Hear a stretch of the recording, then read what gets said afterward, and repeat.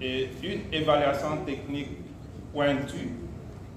l'Organisation mondiale de la santé vient de certifier cette année l'élimination du tétanos maternel et néonatal en République de Guinée.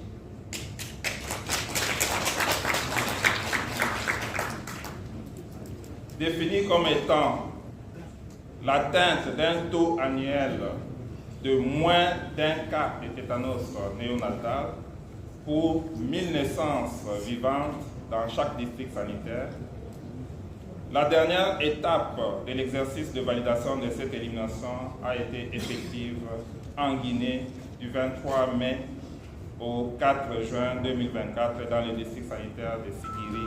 frontalier à la République du Mali.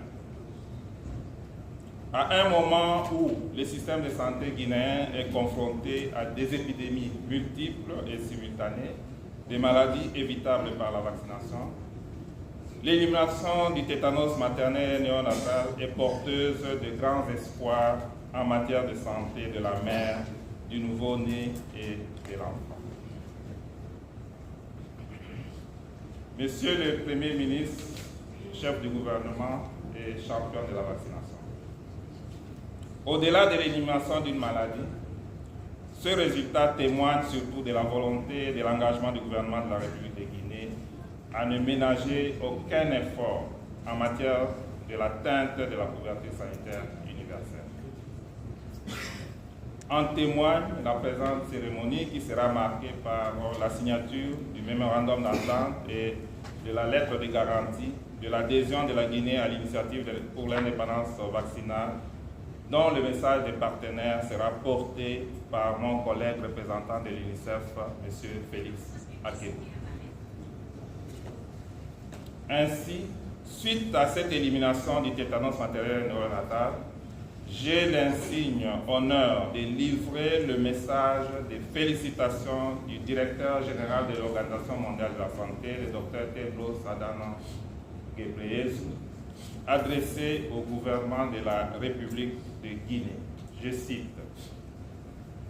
« J'ai l'honneur de féliciter le gouvernement de la République de Guinée d'être parvenu à éliminer le tétanos maternel et néonatal en 2024. Cette réussite est le fruit du formidable travail accompli par le gouvernement de la République de Guinée en vue de vacciner toutes les femmes enceintes contre le tétanos, notamment au moyen de campagnes de vaccination supplémentaires organisées depuis 2008, et d'assurer à toutes des accouchements sûrs et dans de bonnes conditions d'hygiène. En vous adressant ces félicitations, l'Organisation mondiale de la santé reconnaît toutes les difficultés qu'il a fallu surmonter pour éliminer le tétanos maternel et néonatal en République de Guinée. En 2013, l'OMS a mené une vérification préalable à la validation qui a abouti à des recommandations de mesures correctives avant une enquête de validation finale prévue pour 2014. Cependant, l'épidémie de fièvre hémorragique Ebola qui a sévi cette année-là a entravé la tenue de l'enquête de validation et toutes les activités d'élimination du tétanos maternel et néonatal dans le pays. On ne peut qu'être impressionné de constater que la relance du processus d'élimination du tétanos maternel et néonatal en 2019 a permis qu'une vérification préalable à la validation aboutisse en 2023, suivie d'une validation finale de l'élimination du tétanos maternel et néonatal dans le pays en 2024. Je tiens à mettre en avant le leadership dont vous avez fait preuve à l'appui de cette réussite et à remercier le personnel et les partenaires du ministère de la Santé et de l'Hygiène publique pour leur importante contribution. Je souhaite également saluer le personnel national et local du programme élargi de vaccination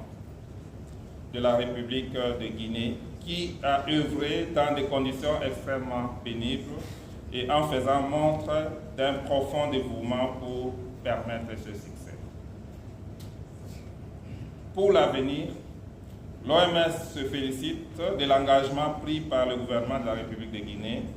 de soutenir l'élimination du tétanos néonatal, maternel et néonatal, en veillant à maintenir des niveaux élevés de vaccination systématique, d'accouchement dans de bonnes conditions d'hygiène et de soins de cordon ombilical. Une copie du rapport final de l'enquête de validation et de ses recommandations est jointe à la présente à titre d'information. Veuillez agréer, Monsieur le ministre, les assurances de ma très haute considération. Fin de citation, signé Dr Tedros Adhanom Ghebreyesus,